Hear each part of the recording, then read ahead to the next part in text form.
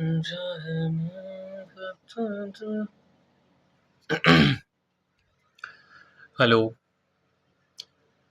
Hello.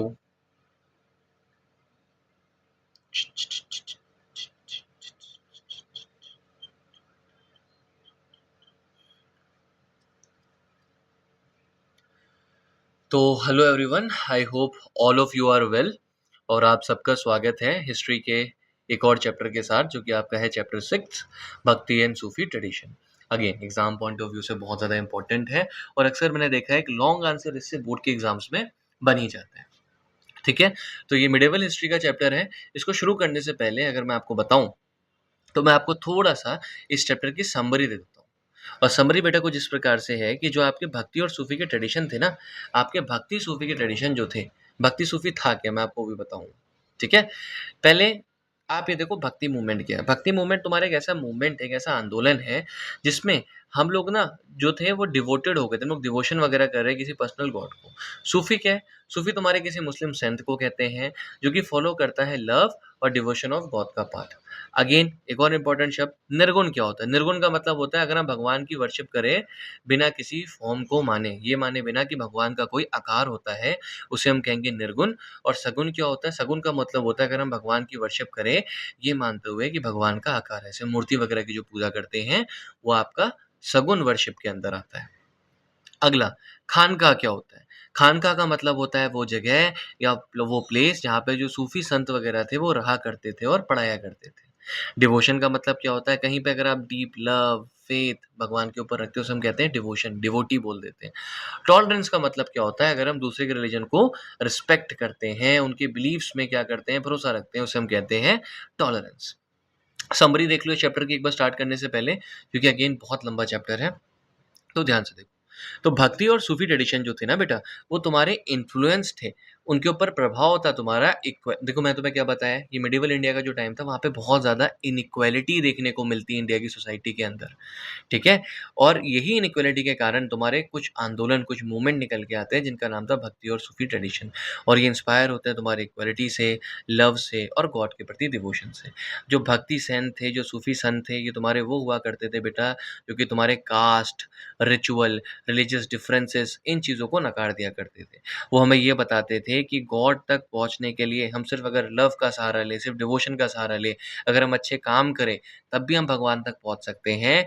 जो Brahmins वगैरह कहा करते थे उस टाइम पे, या जो धर्म के गुरु कहा करते थे कि हमें बहुत महंगे महंगे, बहुत एक्सपेंसिव कोई रिचुअल कराने की जरूरत नहीं है, कहीं तीर्थ पे जाने की जरूरत नहीं है, ये कहते थे भक्ति और सूफी संत। इनकी जो टीचिंग है वो हमें लोकल लैंग्वेज में देखने को मिलती है, भक्ति और सूफी संत की। और चूंकि ये लोकल लैंग्वेज में थी इसलिए वहाँ के कॉमन लोगों तक भी पहुंच पाती है बहुत ज़्यादा आराम से। इनका जो मैसेज था वो पीस का था, शांति का, लव का, ब्रदरहुड का। और ये हेल्प करते हैं लोगों को, क्या कि जो लोग हैं जो कि अलग अलग कास्ट के हैं, अलग अलग रिलीजन के हैं, वो एक साथ आ पाए। ये करते थे भक्ति और सूफी संत। ये जो पीरियड था ना बेटा, इस टाइम पीरियड पे आपकी नई नई आर्ट्स, नया नया म्यूजिक, ठीक है, नया नया लिटरेचर, आर्किटेक्चर, ये सब भी देखने को मिलता है। थोड़ा सा आगे बढ़ते हैं। अब मैं आपको बताऊं एक बार भक्ति ट्रेडिशन और सूफी ट्रेडिशन है क्या। ठीक है, तो भक्ति ट्रेडिशन का मतलब बेसिकली और कुछ नहीं, ये था कि गॉड के प्रति डिवोशन, मतलब कि डिवोशन टू गॉड, गॉड के प्रति श्रद्धा। भक्ति ट्रेडिशन के अंदर ये लोग रिजेक्ट कर दिया करते थे कास्ट सिस्टम को और रिचुअल्स को। और इसमें जो संत लोग थे, ठीक है, भक्ति ट्रेडिशन में संत लोग सिंपल लैंग्वेज में लोगों को समझाया करते थे। और यहाँ मेन जो तवज्जो थी, मेन जो इंपॉर्टेंस थी, वो लव को, पीस को और इक्वलिटी को दी जाती थी। अब भक्ति मूवमेंट की भी तुम्हारी दो मेन ब्रांच थी, पहली निर्गुण भक्ति और दूसरी सगुण भक्ति। निर्गुण भक्ति ये क्या थी? निर्गुण भक्ति वो लोग क्या करते थे जो कि भगवान को मानते थे बिना किसी फॉर्म के, मतलब ये लोग वो कहते थे कि भगवान का कोई भी आकार नहीं है। ठीक है, और सगुण भक्ति वो लोग करते थे जो भगवान को किसी फॉर्म में, किसी आकार में माना करते थे। ठीक है, चलो फिर अगेन मैं बताऊं तुम्हें सूफी ट्रेडिशन का मतलब क्या है। सूफी तुम्हारे वो लोग थे बेटा जो कि वन गॉड के ऊपर भरोसा रखते थे। वो कहते थे कि भगवान एक ही है और वो हमें सबसे प्यार करना सिखाते हैं। सूफी लोग तुम्हारे खानका, वो प्लेस जहाँ सूफी लोग रहते हैं उसे खानका कहते हैं, याद रखना। ठीक है, तो सूफी लोग तुम्हारे खानका में रहते थे। ये हमें सिंपलिसिटी, मतलब क्या, जिसे कहते हैं ना सादगी सिखाते हैं, सिंप्लिसिटी सिखाते हैं, हमें लव सिखाते हैं, ट्रुथ सिखाते हैं। और ये लोग म्यूज़िक, कव्वाली वगैरह गाया करते थे और लोगों से कनेक्ट किया करते थे और ये पावर और वेल्थ इन दोनों के खिलाफ थे। अब भक्ति संतों की अगर बात करूँ, कुछ इंपॉर्टेंट भक्ति संत कौन से हैं? रामानुजन, ये कहाँ के हैं? तमिलनाडु के। याद रखना, इनकी मेन टीचिंग क्या थी? ये विष्णु की टीचिंग्स देते हैं हमें और इक्वालिटी की ओर फोकस करते हैं। कबीर, नॉर्थ इंडिया, अगेन बहुत इंपॉर्टेंट, ये तुम्हारे भगवान को निर्गुण, याद रखना निर्गुण, ठीक है? निर्गुण फॉर्म में वर्शिप करते हैं और कास्ट और रिचुअल्स के अगेंस्ट है। रविदास, ये नॉर्थ इंडिया के हैं ये भी, और ये कहते हैं कि सारे ह्यूमंस इक्वल है और अनटचेबिलिटी के खिलाफ होते हैं आपके रविदास। फिर अगली आती है आपकी मीराबाई। मीराबाई आपको देखने को मिलती है राजस्थान में और ये लॉर्ड कृष्णा की भक्त हुआ करती थी और सोशल सोसाइटी के जितने भी नॉर्म्स, कायदे कानून थे उन सब के अगेंस्ट थी। फिर अगले हैं आपके गुरु नानक। गुरु नानक देव आपके पंजाब में थे, ये भी वन गॉड के ऊपर भरोसा रखते थे और इक्वालिटी और हार्ड वर्क की बात करते हैं। अगले आते हैं आपके तुलसीदास, अवध के हैं और देख लो बेटा इंपॉर्टेंट है, रामचरितमानस को अवधी में लिखने का काम करते हैं तुलसीदास, अगेन बहुत इंपॉर्टेंट काम है, ठीक है। फिर तुम्हारे सूरदास, सूरदास तुम्हारे ब्रज की भाषा में लिखते हैं और ये भी तुम्हारे लॉर्ड कृष्ण, लाइफ और लव के बारे में लिखते हैं। सूफी संतों की बात करते हैं, इसमें तुम्हारे आते हैं ख्वाजा मोइनुद्दीन चिश्ती, ये तुम्हारे अजमेर के थे, ये भी हमें क्या लव, प्यार, काइंडनेस और सर्विस टू ऑल सिखाते हैं। फिर निजामुद्दीन औलिया दिल्ली, जिनमें दिल्ली में इनकी दरगाह भी है, ये भी लव में भरोसा रखा करते थे, पीस में और टॉलरेंस में भरोसा रखा करते थे। बाबा फरीद कहाँ से हैं? पंजाब से, ये भी simple living, devotion to God. देखो टीचिंग सब एक जैसी है, अगर कहीं कंफ्यूज भी होती है, एक जैसा कुछ लिख दोगे, the examiner will give you marks. Shahjahan, ठीक है, ये कौन थे? शाहजलाल, ये बंगाल के थे, ये इस्लाम को स्प्रेड करते हैं शांति और प्यार से। और घेशु दराज जो थे, ये तुम्हारे गुलबर्ग के थे, ये तुम्हारे सिंपलिसिटी और डिवोशन का पाथ फॉलो करते हैं। कुल मिला के इनकी जो टीचिंग थी ऑलमोस्ट सेम थी। थोड़ा सा आगे बढ़ते हैं, ठीक है। इसमें तुम्हारा क्वेश्चन फिर अगेन बन रहा है, तुम्हें बता दिया भक्ति मूवमेंट क्या है, ठीक है। सूफी किस में भरोसा रखते थे, खानखा क्या होता है, ठीक है। ये क्वेश्चन एक बार देख लेना। मेन आइडिया क्या है भक्ति मूवमेंट के, सूफी संत अपनी टीचिंग्स को कैसे फैलाते हैं, कबीर दास की टीचिंग के बारे में एक बार पूछा गया है, ये भी मैं थोड़ा आपको आगे बताऊंगा, ठीक है।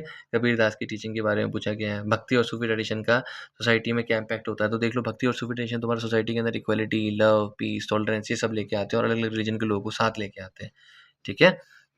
फिर भक्ति ट्रेडिशन के एग्जाम्पल मांगे हुए हैं, तो भक्ति ट्रेडिशन के एग्जाम्पल में तुम क्या बोल दोगे? गुरु नानक देव, कबीर दास, मीराबाई, तुलसीदास, इन सब के एग्जाम्पल दे दोगे, ठीक है। तो एक बार ध्यान से देख लेना। थोड़ा आगे बढ़ते हैं, मैं इस चैप्टर की तुम्हें बेसिक समरी देता हूँ, ठीक।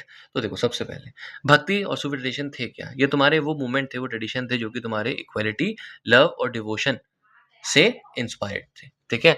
अगला तुम्हारा निकल के आता है कि भक्ति और सूफी संत करते क्या है, तो बेटा तुम्हारे भक्ति और जो सूफी संत थे वो तुम्हारे कुछ नहीं करते हैं, बल्कि बेसिकली कास्ट को रिजेक्ट कर देते हैं, रिचुअल को रिजेक्ट कर देते हैं और जो रिलीजियस डिफरेंसेस, रिलीजन के बेसिस में डिफरेंसेस थे उनको रिजेक्ट कर देते हैं, ठीक है। ये हमें क्या सिखाते हैं? ये हमें सिखाते हैं कि जो गॉड है, गॉड को हम लव के थ्रू, प्यार के थ्रू, डिवोशन के थ्रू, अच्छे कामों के थ्रू रीच कर सकते हैं, हमें कोई महंगे महंगे रिचुअल करने की जरूरत नहीं है। इनकी टीचिंग लोकल लैंग्वेज में देखने को मिलती है, इसलिए ये कॉमन लोगों तक पहुंच पाई। इनके जो मैसेज थे वो पीस के थे, लव के थे, ब्रदरहुड, भाईचारे के थे, जो अलग अलग लोगों को क्लोज लेके आते हैं, अलग लोगों को साथ लेके आते हैं। ये तुम्हारा वो टाइम पीरियड था जहाँ पे हमें नई नई आर्ट, म्यूजिक, लिटरेचर, आर्किटेक्चर देखने को मिलता है, ठीक है। चलो थोड़ा सा अब आगे बढ़ते हैं, ये भी तुम्हारा सेम ही चीज है, ठीक है। तो मैंने तुम्हें बता दिया है, ये सारा सेम है ऑलमोस्ट। मेन फीचर देख लो भक्ति और सूफी ट्रेडिशन की, जब तुम एक बार डिफाइन कर लोगे, भक्ति सूफी ट्रेडिशन के तुम्हारे मेन फीचर ये है कि ये डिवोशन यानी कि भक्ति और लव यानी कि इश्क जो कि गॉड की ओर है उस पर ध्यान देते हैं। ये कास्ट सिस्टम को रिजेक्ट करते हैं, अगली चीज निकल के आ गई, रिचुअल तुम्हारा रिलीजन वगैरह को रिजेक्ट करते हैं, ठीक है। साथ के साथ ये हमें बताते हैं कि गॉड सबके लिए है और किसी पर्टिकुलर कम्युनिटी के लिए नहीं है। लोकल लैंग्वेज का इस्तेमाल करते हैं ताकि कॉमन लोगों तक पहुंच गए। संत और जो सूफी लोग हैं वो सिंपल लाइफ जीते हैं और साथ के साथ इक्वलिटी, ब्रदरहुड ये सब प्रीच करते हैं। इनकी जो टीचिंग है वो हार्मनी स्प्रेड करती है, शांति स्प्रेड करती है और सोशल डिफरेंसेस को रिमूव करने का काम करती है। इस ओर ध्यान देना। और सेम यही चीज तुम्हें कंट्रीब्यूशन में भी देखने को मिलती है, क्या कि भक्ति और सूफी ट्रेडिशन का क्या कंट्रीब्यूशन था? ये तुम्हारा क्या करता है? सोशल यूनिटी, इक्वालिटी और कम्युनल हार्मनी को प्रमोट करता है, वन गॉड और वन ह्यूमैनिटी के आइडिया को प्रमोट करता है। ये इनकरेज करता है कि लोग रीजनल लैंग्वेजेस का यूज करें लिटरेचर में, म्यूजिक में और पोइट्री में, और नई टाइप की जो तुम्हारी आर्ट है, म्यूजिक है, आर्किटेक्चर है, उसको जन्म देता है। ये जो तुम्हारे भक्ति सूफी ट्रेडिशन के सॉन्ग वगैरह है ना, जो पोएम वगैरह है, वो आज की डेट तक भी बहुत ज्यादा पॉपुलर है और लोगों को बहुत ज्यादा इंस्पायर करती है। यही तुम्हें इंपॉर्टेंस में भी देखने को मिलेगा। इसकी इंपॉर्टेंस है कि भक्ति सूफी ट्रेडिशन लोगों को पास लेके आती है, क्लोज ले आती हैं। सोशल जो तुम्हारे उस समय के ईवल थे, जैसे कि तुम्हारा कास्टिज़्म वगैरह जो हो गया, अनटचेबिलिटी जो हो गया, ठीक है? रिलीजियस इंटॉलरेंस मतलब एक-दूसरे के धर्म को बिल्कुल टॉलरेट ही नहीं कर पा रहे हैं, उस चीज़ के अगेंस्ट में। ये होप देते हैं कॉमन लोगों को, ठीक है? सिंपल और ईज़ी टीचिंग के ज़रिए, और ये तुम्हारी फाउंडेशन ले डाउन करते हैं एक इंक्लूसिव और पीसफुल सोसाइटी की, ठीक? चलो, थोड़ा-सा अब आगे आते हैं। अब मैं आपको एक चीज़ बताऊँगा कि डिफ़रेंस क्या है भक्ति और सूफ़ी ट्रेडिशन के बीच में, ये ध्यान से देखना। सबसे पहले भक्ति और सूफ़ी ट्रेडिशन तुम्हारे बिल्कुल ही डिफ़रेंट है। कैसे? क्योंकि भक्ति ट्रेडिशन तुम्हें देखने को मिलता है हिंदुइज़्म में और वहीं तुम्हें सूफ़ी ट्रेडिशन देखने को मिलता है इस्लाम में। अब मैं तुम्हें इनके डिफ़रेंस बताऊँगा 5 पैरामीटर्स पर, 5 इंडिकेटर्स पर कि कैसे ये डिफ़रेंट थे। सबसे पहले पाथ, क्या रास्ता फ़ॉलो करते थे, उस बेसिस में कैसे डिफ़रेंट थे। तो अगर मैं बात करूँ पाथ, रास्ते की अगर मैं बात करूँ, तो अगर तुमसे बोलूँ भक्ति ट्रेडिशन में ये लोग बोलते थे कि हम डिवोशन, ठीक है? डिवोशन मतलब डिवोटेड रहेंगे एक पर्सनल गॉड को, ठीक है? और वहीं तुम्हारे सूफी ट्रेडिशन में कहते थे कि हम लव, इश्क करेंगे या डिवोट होंगे एक पर्सनल गॉड को। लैंग्वेज, अगर तुमसे बोलूँ तो ये लैंग्वेज यूज़ करते थे तुम्हारी तमिल, अवधी और ब्रज भक्ति वाले, और ये सूफी वाले जो थे वो तुम्हारी लैंग्वेज यूज़ करते थे पंजाबी, पर्शियन और हिंदी, याद रखना। फॉलोअर कौन थे? भक्ति ट्रेडिशन को हिंदू लोग हर कास्ट के फॉलो करते थे और सूफी ट्रेडिशन को तुम्हारे मुस्लिम लोग फॉलो किया करते थे। मेथड की अगर मैं बात करूँ, क्या तरीके अपनाते थे? जो तुम्हारे भक्ति वाले लोग थे तुम्हारे मेथड अपनाते थे, जैसे कि तुम्हारा भजन हो गया, पोएट्री हो गया, कीर्तन हो गया, ये सब। और तुम्हारे जो सूफी ट्रेडिशन के लोग थे वो तुम्हारे क्या करते थे? कव्वाली, पोएट्री और गाइडेंस वगैरह दिया करते थे। मेन मैसेज क्या था तुम्हारा? यहाँ पे भक्ति ट्रेडिशन में तुम्हारा मेन मैसेज था लव का, इक्वालिटी का, पीस का और डिवोशन टू गॉड का। और वहीं तुम्हारा सूफी ट्रेडिशन में जो मेन मैसेज था वो था तुम्हारा लव का, सिंप्लिसिटी का, पीस का और वननेस विद गॉड का। तो मैसेज तुम्हें ऑलमोस्ट सेम देखने को मिलता है, ठीक है? अब देखो, तुम्हें एक चीज़ देखने को मिलेगी कई बार कि कबीर तुम्हारे एक भक्ति संत थे, शेख फरीद तुम्हारे एक सूफी सेंट थे, ठीक है?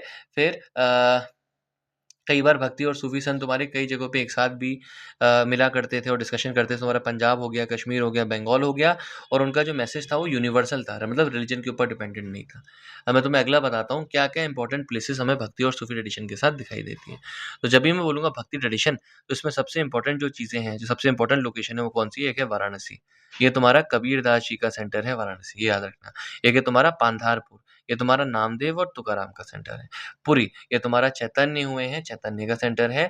और अलवर और नैनार मैंने बताया था, अलवर, अलवर कौन थे तुम्हारे? अलवर तुम्हारे फॉलोअर्स थे विष्णु जी के, और नैनार तुम्हारे फॉलोअर्स हैं शिव जी के, याद रखना। नयन, ठीक है? नयन मतलब आँख, और शिव जी की 3 आँखें होती तो नैनार, ये याद रखना। ठीक है? ये भी तुम्हारे कई बार क्वेश्चन में आता है। भक्ति ट्रेडिशन में तुम्हारे अलवर, नैनार तमिलनाडु से है। फिर सूफी सेंटर्स की अगर मैं बात करूँ, सूफी सेंटर में तुम्हें एक अजमेर शरीफ देखने को मिलती है। ये तुम्हारी दरगाह है ख्वाजा मोइनुद्दीन चिश्ती की, ठीक है? अजमेर क्या? ख्वाजा मोइनुद्दीन चिश्ती, नाम याद रखना। दिल्ली तुम्हारी निज़ामुद्दीन औलिया, मैंने कई बार बताया। पंजाब में बाबा फरीद रहते हैं और गुलबर्ग में रहते हैं तुम्हारे घेसू दराज। कॉमन प्लेसेस क्या है? अगर तुम्हें बताऊँ तो दरगाह और जो तुम्हारे टेम्पल थे वो तुम्हारे सेंटर बन जाते हैं लर्निंग के लिए। अगर कुछ सीखना है, म्यूज़िक, या अगर तुम्हें गाइडेंस वगैरह लेने जाना है, ठीक है? तो तुम टेम्पल में जा सकते हो, तुम मॉस्क में जा सकते हो, दरगाह में जा सकते हो। और जो लोग थे तुम्हारे रिलीजन के, वो इन प्लेसेस को विज़िट किया करते थे। अगर मैं अजमेर शरीफ की बात करूँ तो वहाँ हिंदूज़ भी जाते हैं, ठीक है? चलो, फिर अगर तुम्हारे थोड़े-से यहाँ से टेक अवेज़ क्या हैं, भक्ति सूफ़ी ट्रेडिशन तुम्हारे 2 ग्रेट स्पिरिचुअल मूवमेंट देखने को मिलते हैं मिडीवल इंडिया में। ये फ़ोकस करते हैं लव के ऊपर, डिवोशन के ऊपर, इक्वालिटी के ऊपर। ये तुम्हारे कास्ट सिस्टम को, रिचुअल्स को, रिलीजियस डिफरेंसेस को रिजेक्ट करते हैं। सिंपल लैंग्वेज का यूज़ करते हैं और म्यूज़िक का यूज़ करते हैं अपने मैसेज को स्प्रेड करने के लिए। और साथ के साथ ये सोशल हार्मनी को बहुत ज़्यादा प्रमोट करते हैं और ब्रदरहुड को प्रमोट करते हैं।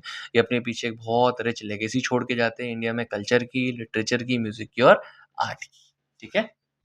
थोड़ा-सा अब आगे बढ़ जाते हैं इस चैप्टर में। अच्छा, अब कई बार आता है कि सोशल इम्पैक्ट क्या था? अब देखो बहुत कॉमन सेंसिकल है तो मैं सेंस बनाता हुआ दिखाई देगा। तो अगर तुमसे बोलूँ सोशल इम्पैक्ट में, तो अगर तुमसे जो एक मेन चीज़ निकल के आती है वो ये आएगी बेटा यहाँ पे कि जो तुम्हारे भक्ति और सूफ़ी ट्रेडिशन थे वो तुम्हारे कास्ट के, क्लास के, रिलीजन के ये बैरियर को तोड़ने का काम करते हैं, पहला इम्पैक्ट। हर एक इंसान को इक्वल इम्पोर्टेंस देते हैं भक्ति और सूफ़ी ट्रेडिशन। ये तुम्हारा क्या करते हैं, जो लोअर कास्ट वाले, लोअर क्लास के जो लोग थे इनको इग्नोर कर दिया करते थे अपर कास्ट, अपर क्लास वाले। उनको एम्पावर कराते हैं, उनको थोड़ी ताकत देते हैं। वुमेन भी संत बन के पार्टिसिपेट करती अपने आइडियाज़ को रख पा रही थी। साथ के साथ यूनिटी की एक स्पिरिट लेके आते हैं, लोगों में पीस की एक स्पिरिट लेके आते हैं, हार्मनी लेके आते हैं सोसाइटी के अंदर, ये काम करते हैं। भक्ति सूफी ट्रेडिशन की एक बार लिटरेचर की बात करते हैं। ये लोग लिखते क्या थे? तो भक्ति सेंट बहुत सारी चीज़ें लिखा करते थे। ये लोग पोएम लिखते थे, सॉन्ग लिखते थे, दोहा लिखते थे और ये जो भक्ति वाले संत थे इनका यही मीडियम था तुम्हारा एक्सप्रेशन का। कई फेमस वर्क भी है, जैसे फॉर एग्ज़ाम्पल कबीर के दोहे, तुलसीदास का रामचरितमानस, सूरदास के पद, ठीक है? और सूफी संत भी तुम्हारे पोएट्री लिखते थे पर्शियन में और लोकल लैंग्वेज में। इनके वर्क के अंदर जो तुम्हारे सूफी संत हैं, इनके काम के अंदर तुम्हारी कव्वालीस आती है, सूफियाना कलाम और जो प्यार के ऊपर, डिवोशन के ऊपर जो पोएट्रीज़ है वो सब आती है। म्यूज़िक की अगर मैं बात करूँ, तो म्यूज़िक तुम्हारा भक्ति और सूफी ट्रेडिशन इन दोनों के लिए एक बहुत पावरफुल, एक बहुत ताकतवर मीडियम था। तो ये दोनों भजन लिखते थे, कीर्तन लिखते थे, कव्वाली लिखते थे और इनके ज़रिए अपने मैसेज को फैलाया करते थे। फेमस सूफी म्यूजिक क्या है? कव्वाली, याद रखना। और फेमस भक्ति म्यूजिक तुम्हारा भजन और कीर्तन, ठीक है? म्यूजिक लोगों को एक साथ लेके आता था, पास लेके आता था और भगवान के करीब लेके जाता था और एक डिवाइन एटमॉस्फेयर बना देता था। आज भी अगर कहीं कव्वाली वगैरह होती है, तुम सुनते हो वो जो एक कव्वाली है कुन फाया कुन, ठीक है? जो निज़ामुद्दीन में गाई गई है। कितना सुन के अच्छा लगता है ना, एक अच्छा-सा एटमॉस्फेयर बन जाता है, राइट? ठीक है? चलो थोड़े बहुत एक बार संत देख लो। भक्ति संतों की बात कर रहा हूँ, कबीरदास जी, वाराणसी, हिंदी लैंग्वेज, ठीक है? जिसे कहते हैं साधु कड़ी, इसका यूज़ करते थे और इनकी मेन टीचिंग थी गॉड वन है, इक्वालिटी, कास्ट और रिचुअल को रिजेक्ट करते हैं। मीराबाई की बात करता हूँ, राजस्थान से थी, लैंग्वेज राजस्थानी यूज़ करती है और लॉर्ड कृष्णा की डिवोटी थी। गुरु नानक जी की बात करता हूँ, पंजाब से थे, पंजाबी यूज़ किया करते थे, कहते थे वन गॉड, इक्वालिटी और हार्ड वर्क पे भरोसा रखते थे। तुलसीदास जी की बात करूँ तो अवध से थे, अवधी बोला करते थे और रामचरितमानस लिखते हैं और राम जी के बहुत बड़े भक्त थे। फिर सूफी संतों में आ जाओ, ख्वाजा मुइनुद्दीन चिश्ती की बात करूँ, अजमेर, तो ये पर्शियन और हिस्ट्री हिंदी में लिखा करते थे और ये love, kindness, service to all का मैसेज देते हैं। निज़ामुद्दीन औलिया तुम्हारे दिल्ली में है और पर्शियन और हिंदी लिखते थे, ये भी तुम्हारा लव के ऊपर और पीस और टॉलरेंस पे भरोसा रखते थे। बाबा फरीद की बात करता हूँ, पंजाब, अगेन पंजाबी पर्शियन में लिखते थे और सिंपल लिविंग और डिवोशन टू गॉड के ऊपर भरोसा रखते थे। वहीं तुम्हारे शाहजलाल जो है वो बंगाल के थे, बंगाली में लिखते थे, इस्लाम को स्प्रेड करते हैं पीस और लव के थ्रू। तो ये तुम्हारे इंपॉर्टेंट है, इनको देख लेना। अगर तुम्हें पीडीएफ चाहिए तो उसके लिए मुझे एक बार कमेंट कर देना पीडीएफ, ठीक है? चलो थोड़ा सा अब मैं आपको बताऊंगा, एक जो क्वेश्चन तुम्हारा कुछ हद तक देखा गया है वो ये कि लोकल लैंग्वेज का क्या रोल होता था भक्ति या सूफी मूवमेंट को फैलाने में। तो अगर मैं आपको बताऊं, तो भक्ति और जो सूफी संत थे ना, वो लोकल लैंग्वेज का बहुत ज़्यादा यूज़ करते थे। क्यों? क्योंकि लोकल लैंग्वेज यूज़ करके कॉमन लोगों से ज़्यादा इंटरेक्ट कर सकते थे, कॉमन लोगों के ज़्यादा पास जा सकते थे। और इससे होता क्या है, चूँकि ये लोकल लैंग्वेज यूज़ कर रहे थे, इसलिए जो इनकी लैंग्वेज थी, वो लोगों को बहुत ज़्यादा जल्दी समझ में आ रही थी। इनका मैसेज लोगों को बहुत ज़्यादा जल्दी समझ में आ रहा था। और इससे रीजनल लैंग्वेजेस की ग्रोथ भी होती है, लिटरेचर ग्रो करता है। फॉर एग्ज़ाम्पल अगर तुम्हें बताऊँ, तो कबीरदास जी हिंदी में लिखते हैं, साधु कड़ी करके एक भाषा उसमें लिखते हैं। मीराबाई तुम्हारा राजस्थानी में लिखती है, गुरु नानक पंजाबी में लिखते हैं, ठीक है? तो ये भाषाओं का इस्तेमाल करके ये लोग लोगों के और ज़्यादा पास आ रहे थे। अब तो मैं अगला दिखाता हूँ, आर्किटेक्चरल कॉन्ट्रीब्यूशंस क्या है इनके, आर्किटेक्चर में क्या कॉन्ट्रीब्यूशन किया भक्ति और सूफी ट्रेडिशन के लोगों ने। सबसे पहले सूफी संतों की बात करते हैं, तो सूफी संतों ने तुम्हारे खानका, मतलब वो जगह जहाँ सूफी रहते हैं, काफ़ी सारे खानका बने थे। तुम ये खानका और दरगाह देखो, अजमेर शरीफ हो गया, ठीक है? फेथ और सर्विसेज वगैरह दिखाती है। और ये तुम्हारे कम्युनिटी लाइफ के लिए, जो कि लोग जो एक कम्युनिटी के थे ना, वो यहाँ खानका के आसपास आते थे, रहते थे, तो उनकी लाइफ के लिए एक इंपॉर्टेंट प्लेस बन गया। भक्ति संत भी तुम्हारे काफ़ी सारे टेम्पल्स और मठ बनाते हैं, ठीक है? ये जो तुम्हारी जगह थी, ये हर एक इंसान के लिए, अगर मैं दरगाह की बात करूँ, निज़ामुद्दीन की अगर मैं बात करूँ, किसी मठ की बात करूँ, चाहे आप किसी भी रिलीजन को, किसी भी कास्ट के हो, आपके लिए ओपन होगा। आर्किटेक्चर दिखाता है कि कितने सिंपल हुआ करते थे, कितना डिवोशन था इनके अंदर और कैसे हर किसी के लिए इक्वल इंपॉर्टेंस ये लोग दिया करते थे। फिर एक बार लॉन्ग टर्म लेगेसी देखते हैं, लॉन्ग टर्म में इन्होंने क्या किया। तो भक्ति और जो सूफी ट्रेडिशन के लोग थे, इन्होंने सोशल और रिलीजियस लाइफ चेंज कर दी थी इंडिया में। ये इंस्पायर करते हैं तुम्हारे बाद के रिफॉर्म मूवमेंट्स को। इनके जो आइडियाज़ थे वो लोगों को आज की डेट तक इन्फ्लुएंस करते हैं। ये लव, टॉलरेंस, इक्वालिटी, ये सब स्प्रेड करने का काम करते हैं, ठीक है?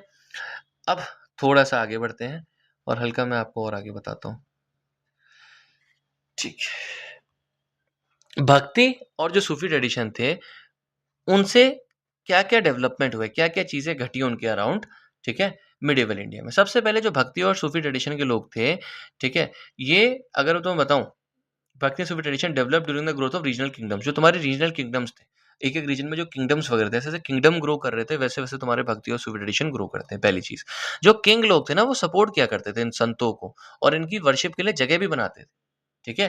क्यों करते होंगे ऐसा? खुद सोचो। क्योंकि किंग को ये लगता था कि ये जो साधु संत हैं, इनकी बात लोग मानते हैं और अगर क्या ये इनको सपोर्ट करेंगे साधु संतों को या साधु संत अगर किंग के क्या फ़ेवर में दिखाई देंगे, तो उस केस में जो किंग की अथॉरिटी थी, किंग के जो मानने वाले लोग थे, ठीक है? वो और पुख्ता हो जाती थी वो चीज़। उनको लगता था और ज़्यादा क्या कि किंग की एक अथॉरिटी है, अगर उसे कोई साधु संत मान रहा है, उन्हें फ़ॉलो करने को कह रहा है। ये तुम्हारे ट्रेडिशन हुआ करते थे, तुम्हारे कंट्रीब्यूट करते हैं उस टाइम के जो रीजनल कल्चर्स वगैरह है ना, उस चीज़ के ऊपर बहुत ज़्यादा कंट्रीब्यूट करते हुए दिखाई देते हैं। ये तुम्हें उस टाइप की फाउंडेशन रखते हुए दिखाई देते हैं कल्चरल हेरिटेज की इंडिया में। अब थोड़ा-सा आगे बढ़ते हैं और मैं एक बार तुम्हें बताता हूँ इसी ऑर्डर में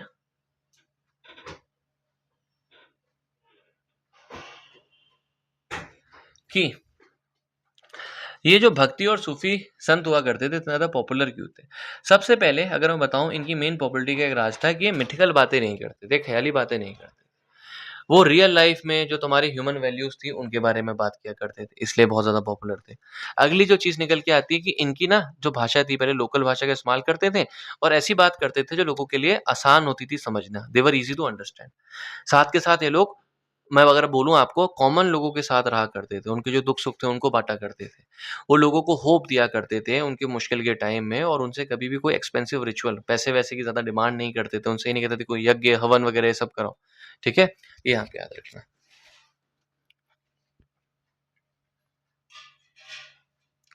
अब थोड़ा-सा चैप्टर एक बार ग्लांस में देख लो, चैप्टर है क्या? भक्ति सूफी ट्रेडिशन। तो भक्ति और सूफी ट्रेडिशन तुम्हारे 2 स्पिरिचुअल मूवमेंट्स में देखने को मिलते हैं मिडीवल इंडिया के, जो कि तुम्हारे लव और डिवोशन टू गॉड के ऊपर बेस्ड है। इनमें क्या-क्या टीचिंग देखने को मिलती है? लोग कास्ट सिस्टम को रिजेक्ट करते हैं, सिंपल लैंग्वेज का इस्तेमाल करते हैं, लोगों को इक्वालिटी सिखाते हैं, पीस और ब्रदरहुड सिखाते हैं। जो संत थे, संत तुम्हारे दोनों ट्रेडिशन के मैसेज स्प्रेड करते हैं of peace and unity across India. इसका इम्पैक्ट क्या था? सोशल रिफॉर्म लेके आते हैं, कल्चर में यूनिटी देखने को मिलती है और इंडिया के अंदर बहुत ज़्यादा एक लंबी लेगेसी देखने को मिलती है। ये आज की डेट में भी तुम्हारे लव, टॉलरेंस और हार्मनी को इंस्पायर करते हैं।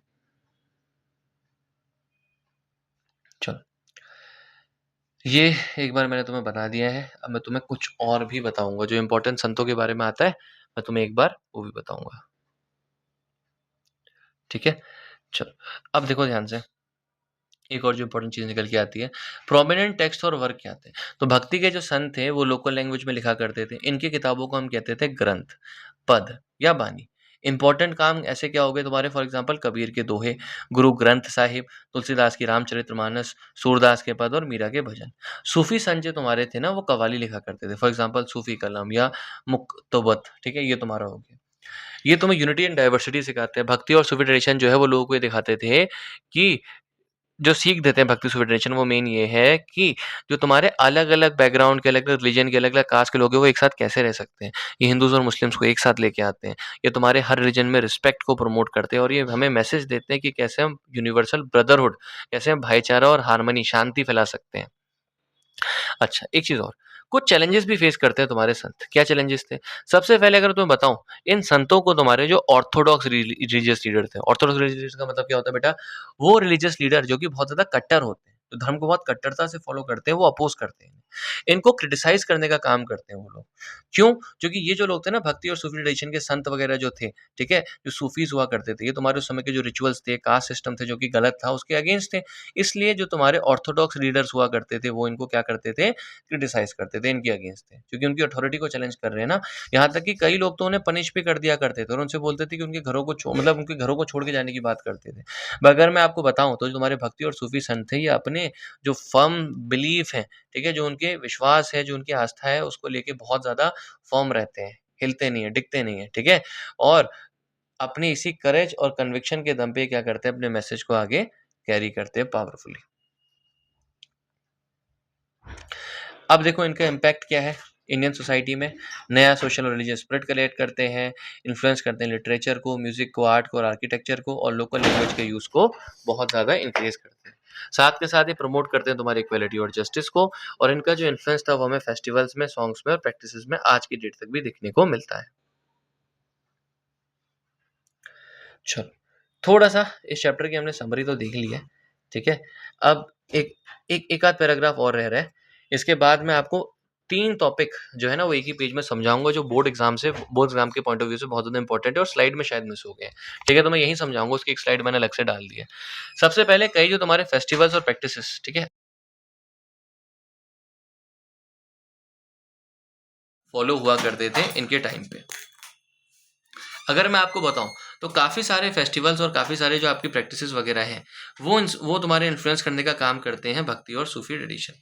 जैसे अगर मैं आपको बताऊं तो तुम्हारे जो लोग थे वो एक साथ मिलके बिना किसी रिलीजियस बैरियर्स वगैरह के इन दोनों के भक्ति और सूफी संतों के फेस्टिवल्स को बनाया करते थे। और ये जो इनका ट्रेडिशन था ये प्रमोट करता है हारमनी को और ब्रदरहुड को, भाईचारे को। फॉर एग्जाम्पल अगर मैं आपको बताऊं, उर्स जो है वो सूफी संत बनाया करते थे। भजन संध्यास कीर्तन प्रोग्राम ये सब कौन बनाया करते थे? ये सब तुम्हारे भक्ति मूवमेंट बनाने वाले लोग बनाया करते थे, साधु संत बनाया करते थे। ठीक है, उर्स क्या होता है बेटा, एक बार ध्यान से लो, कई बार आता है। उर्स तुम्हारी डेथ एनिवर्सरी है, जब भी कोई तुम्हारा सूफी संत मर जाता था तो उसकी याद में उर्स मनाया जाता था। ठीक है, फिर देखो, और इसको मनाने के लिए लोग प्रेयर किया करते थे, म्यूजिक वगैरह किया करते थे। भजन और कीर्तन क्या है तुम्हारा? भजन और कीर्तन तुम्हारे एक वे है जिससे हम डिवोशन को फैलाने की कोशिश करते हैं और लोगों को गॉड के पास लाने की कोशिश करते हैं। अब देखो आगे, भक्ति ट्रेडिशन, सूफी ट्रेडिशन, कॉमन पॉइंट, ये सब देख लो ध्यान से। ठीक है, फिर थोड़ा सा बेटा आगे बढ़ते हैं। Example of teaching in daily life, तो ये सब हमें क्या सिखाया करते थे, ये देख लो। भक्ति और सूफी संतों की क्या टीचिंग्स थी? सबसे पहला ये कहते थे कि रिस्पेक्ट करो एवरीवन को और कभी भी डिस्क्रिमिनेट मत करो। पुअर और नीडी लोगों को हेल्प करो, हमेशा सच बोलो, अपने वर्क को लव और डिवोशन के साथ करो और गॉड को अपने हर एक एक्शन में याद रखो। साथ के साथ ये लोग पीस को स्प्रेड करने की बात करते थे, काइंडनेस को स्प्रेड करने की बात करते थे और टॉलरेंस को स्प्रेड करने की बात किया करते थे। ठीक है, अब थोड़ा सा एक बार देख लो कि म्यूजिक और पोइट्री का क्या रोल था, ये भी मैंने तुम्हें बता दिया। फिर देख लो, म्यूजिक और पोइट्री का तुम्हें बताऊं तो म्यूजिक, पोइट्री और लिटरेचर सबसे इंपॉर्टेंट रोल प्ले करते हैं तुम्हारा भक्ति और सूफी आइडियाज़ को फैलाने के लिए। क्यों? चूंकि ये बहुत ज़्यादा आसान हुआ करते थे अंडरस्टैंड करने के लिए, रिमेंबर करने के लिए, समझने के लिए। जो तुम्हारे सॉन्ग्स और पोएम्स थे ना, ये तुम्हारे लोगों के हार्ट को, जो कॉमन पीपल हुआ करते थे उनके हार्ट को टच किया करते थे और साथ के साथ ये लोगों को आज की डेट तक इंस्पायर करते हैं। एग्जाम्पल तुम्हें देखने को मिलता है भक्ति ट्रेडिशन में, जैसे तुम्हारे कबीर के दोहे हो गए, आज की डेट तक दोहे बजते हैं। सूरदास के पद, मीरा के भजन आज तक गाए जाते हैं, तुलसीदास की जो रामचरितमानस है आज तक पढ़ी जाती है। सूफी ट्रेडिशन में तुम्हारी जो कवालियाँ हैं, सूफी जो पोइट्री वगैरह है, आमिर खुसरो, बुल्ले शाह, इनकी तुम्हारी जो कवालियाँ वगैरह हैं, जो सूफी पोइट्री है वो आज तक पढ़ी जाती है। कौन फीचर देखो साथ के साथ तुम्हारा सिंपल देखो, मेन जो चीज़ थी इन दोनों के अंदर, भक्ति सूफी ट्रेडिशन के जो तुम्हारे सॉन्ग्स वगैरह थी, म्यूजिक और पोइट्री वगैरह थी, ये सिंपल लैंग्वेज का यूज़ करते थे, इनका मीनिंग डीप हुआ करता था और इनका मैसेज यूनिवर्सल था, ऐसा कि सबको समझ में आ जाए। ठीक है, अब थोड़ा सा मैं आपको एक वो पेज कराऊंगा जो इसमें मिस हो गया, तो इस और ध्यान देना एक बार ध्यान से। ये थोड़ा सा तुम्हारा मिस हो रहा है, इसको ध्यान से देखो बेटा एक बार। कई बार तुम्हारे इसमें इंडिविजुअल क्वेश्चन आ जाता है कि कुछ संतों के बारे में, है ना, लिखो कि कैसे हुआ कर तुम्हारे मिडिवल इंडिया के, तुम्हारे जो भक्ति और सूफी संत थे।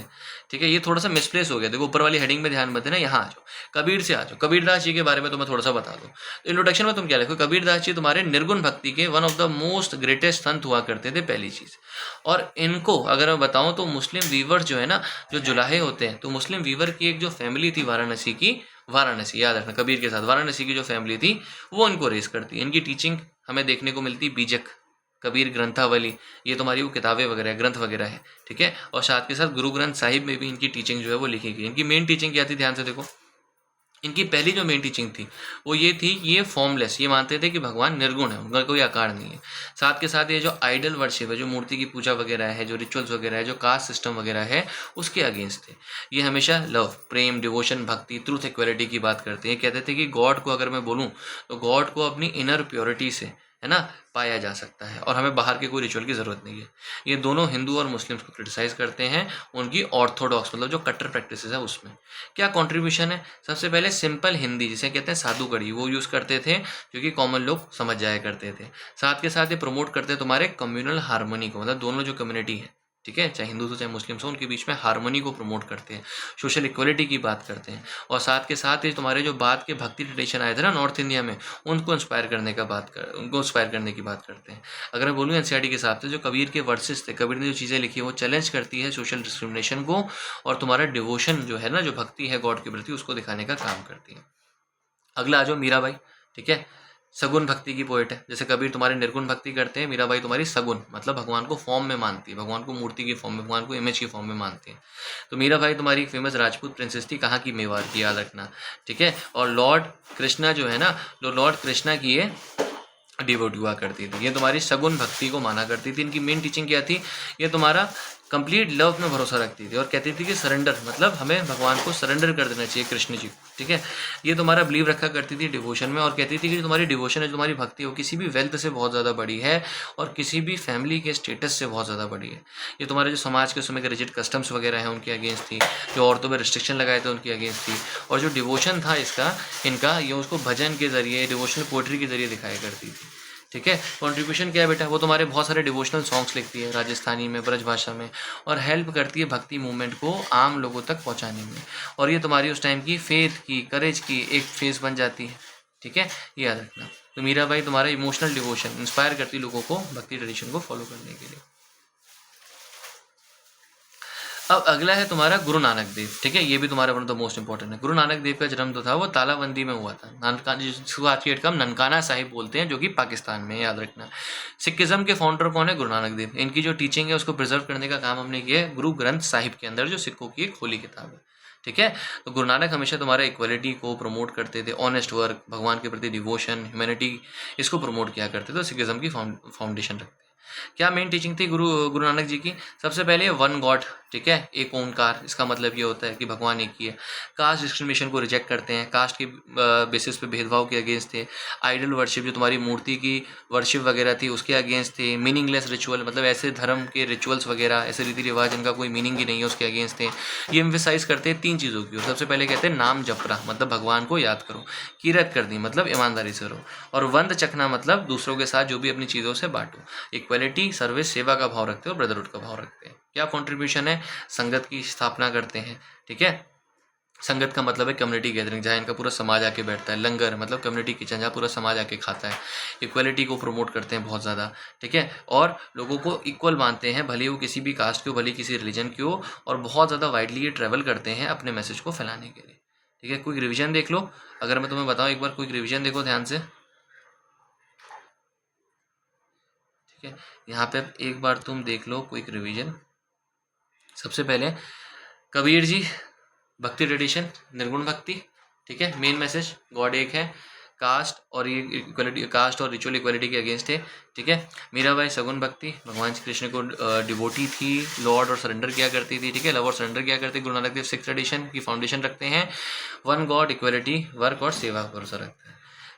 अब एक लाइन की समरी देख लो, चाहे तो अगर ये लाइन लिख दोगे आंसर और इफेक्टिव लगेगा। कबीर दास जी कहते हैं God is one, love is greater than rituals. Mirabai ji कहती है true devotion to Krishna is part to liberation. और गुरु नानक देव कहते हैं remember God unhonestly and share with others, ठीक है।